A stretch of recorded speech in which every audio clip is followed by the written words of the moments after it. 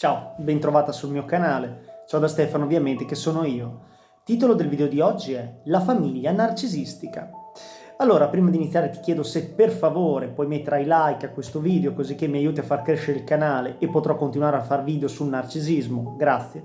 Seconda cosa, se non l'hai già fatto, ti invito ad iscriverti a questo canale. Qua sotto c'è un pulsante, premilo, così rimarrai sempre aggiornata sui miei video, dove parlerò sempre di relazioni con narcisisti patologici, come riconoscerli e come gestirli.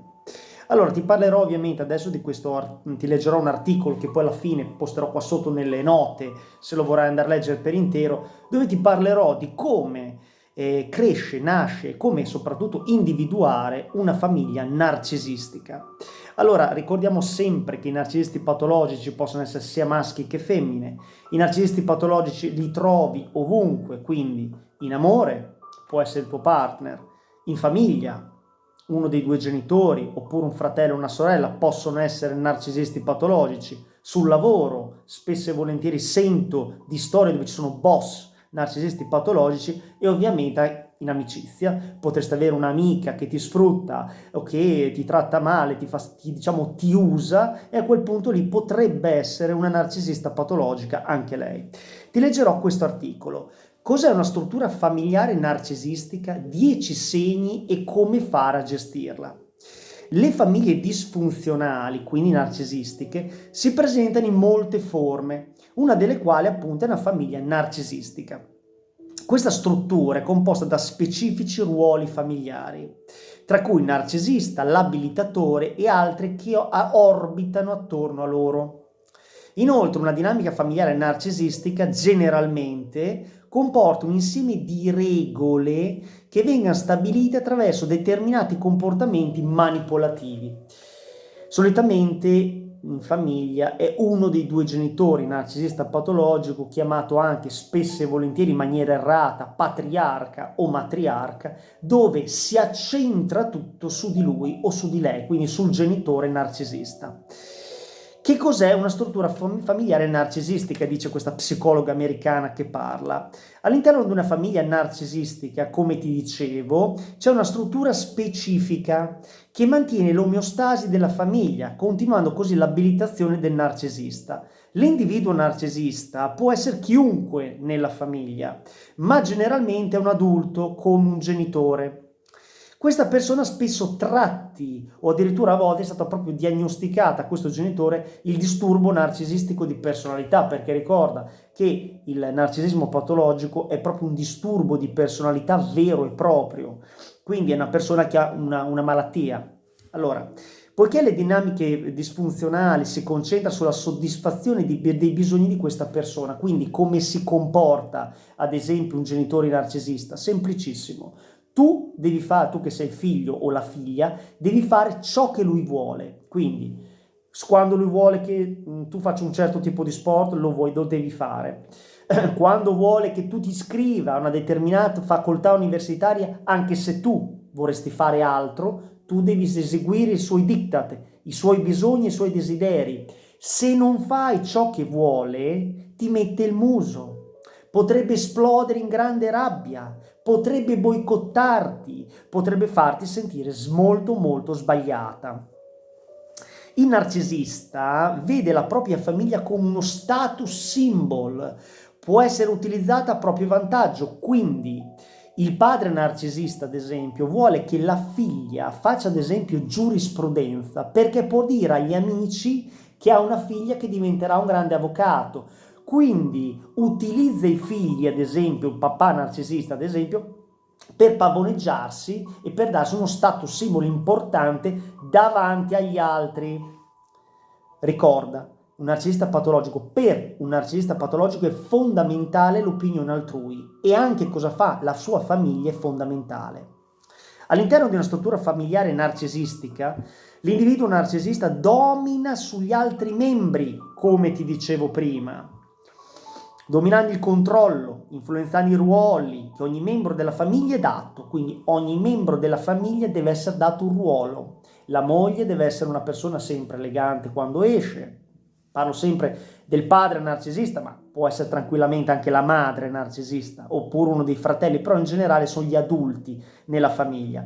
In questo caso vuole che, ad esempio, se il padre è narcisista, vuole che la moglie quando esca sia sempre vestita bene, vuole avere una bella macchina da sfoggiare davanti agli amici.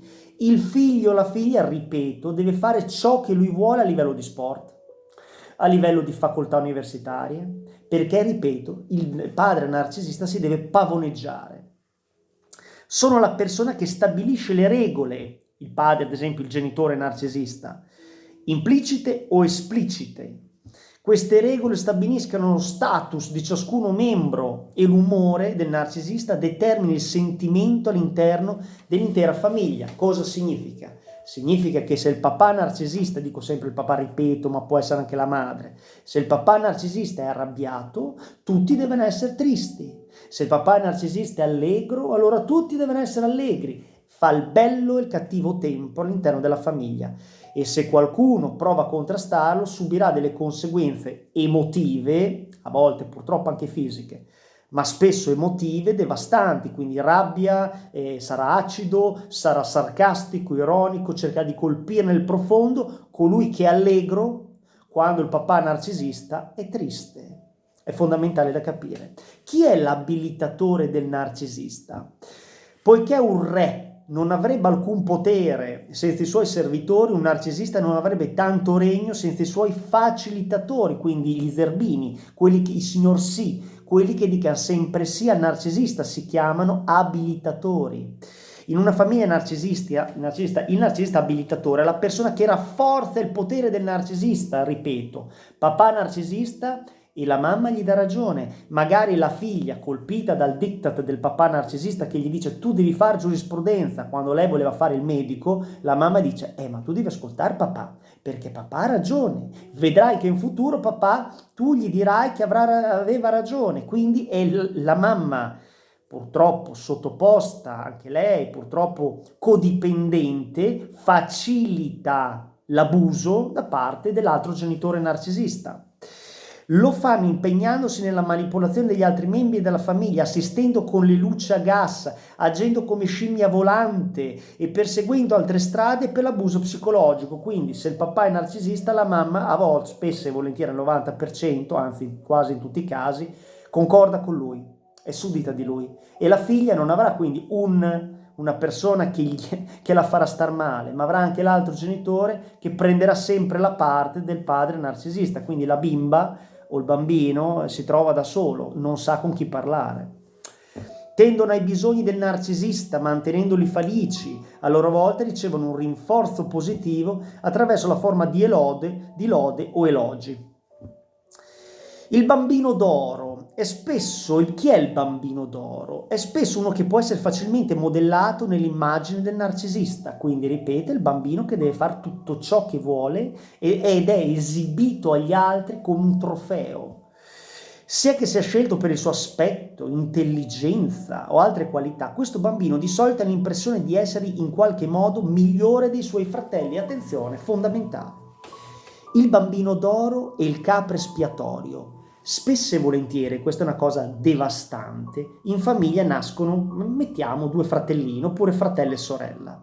Il fratello, perché magari è bravo nello sport, magari è un campioncino di basket, è sempre messo sul piedistallo dal papà narcisista. E gli dicono, lui è fantastico, lo fa vedere a tutti gli amici, lo loda davanti agli amici.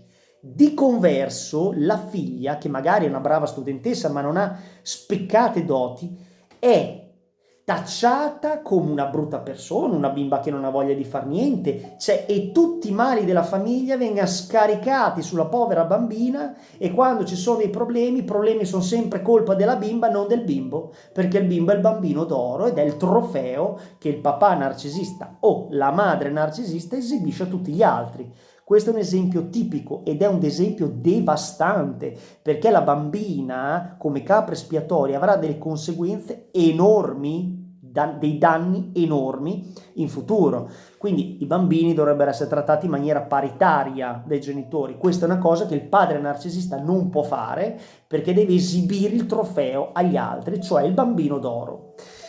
intelligenza, aspetto, possono credere di essere il prescelto, il bambino d'oro, quindi che poi diventerà anche lui, spesso e volentieri, anzi spesso più che volentieri, un narcisista patologico, perché il papà gli darà sempre ragione al bambino d'oro, e quando le maestre ad esempio lo sgrideranno, il papà prenderà le difese, e quindi il bambino diventerà un narcisista patologico, un po' perché portato geneticamente e un po' perché non capisce più la differenza tra bene e il male, perché il genitore gliele dà tutte vinte.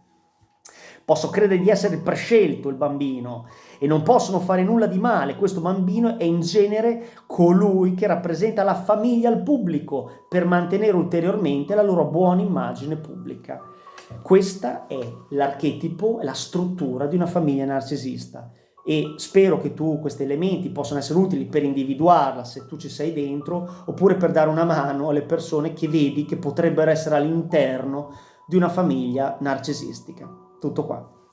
Stiamo uniti, eleviamoci sopra i narcisisti patologici, ricorda e ripeti il motto: l'empatia diverrà la mia magia.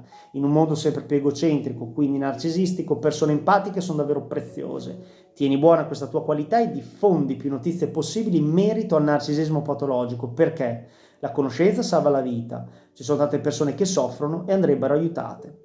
Grazie di avermi seguito. Ciao da Stefano.